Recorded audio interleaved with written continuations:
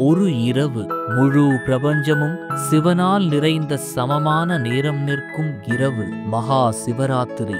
சிவபெருமான் மற்றும் பார்வதி தேவியின் மங்களகரமான திருமணம் நடந்த அந்த புனித இரவு.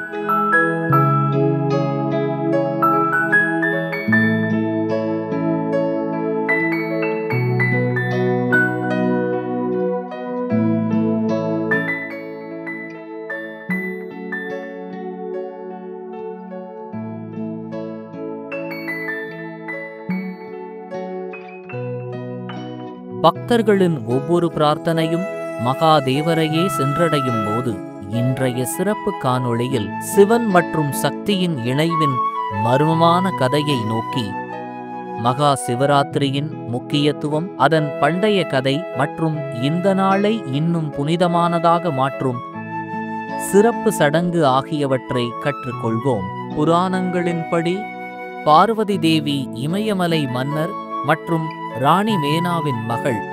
அவள் ஆதிசக்தியின் அவதாரம்.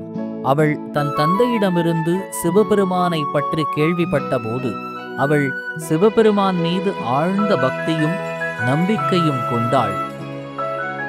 பார்வதி தேவி சிவபெருமானை தனது கணவராகப் பெற விருப்பம் தெரிவித்த போது நாரத முனிவர் அவளுக்கு கடுமையான தவம் செய்ய அறிவுறுத்தினார். பார்வதி அடர்ந்த காட்டிற்கு சென்று பல வருடங்கள் கடுமையான தவம் செய்து கொண்டிருந்தாள். அவள் இலைகளையும் காற்றையும் மட்டுமே சாப்பிட்டு தன் வாழ்க்கையை வாழ்ந்தாள். அவளது தவம் மிகவும் தீவிரமாக இருந்தது. தேவர்கள் கூட ஆச்சரியப்பட்டனர். எப்போதும் தியானத்தில் இருக்கும் சிவபெருமான் பார்வதியின் தவத்தால் மயங்கி போனார். அவளை சோதிக்க முடிவு செய்கிறார். ஒரு வயதான பிராமணராக மாறுவேடமிட்ட சிவன் பார்வதியின் முன் தோன்றி, ஏன் இவ்வளவு கடுமையான தவம் செய்கிறாய் என்று கேட்டார். பார்வதி சிவபெருமானை தனது கணவராக அடைய விரும்புவதாக கூறும்போது பிராமணர் சிவனை விமர்சிக்க தொடங்குகிறார். அவர் சிவன் சுடுகாட்டில் வசிக்கும் ஒரு அகோரி என்று கூறுகிறார். சிவன் சுடுகாட்டில் எரியும் சவங்களின் சாம்பலை பூசி வாழ்பவர். ஆனால் பார்வதி பிடிவாதமாக இருந்தாள். அவள் சிவன் மட்டுமே தன் வழிபாட்டுக்கு உரியவர் என்றும் அவரை மட்டுமே திருமணம் செய்து கொள்வேன் என்றும் கூறினாள்.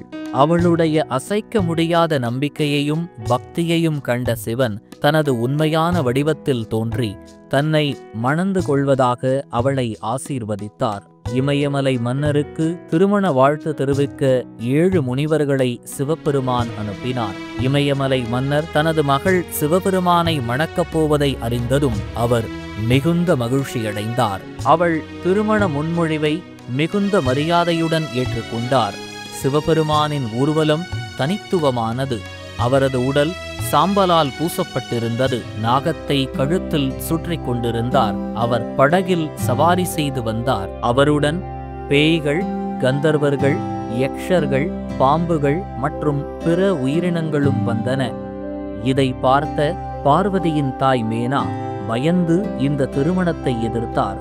அப்பொழுது விஷ்ணுவும் மற்ற கடவுள்களும் மேனா தேவிக்கு சிவன்தான் கடவுள் என்பதை விளக்கினர்.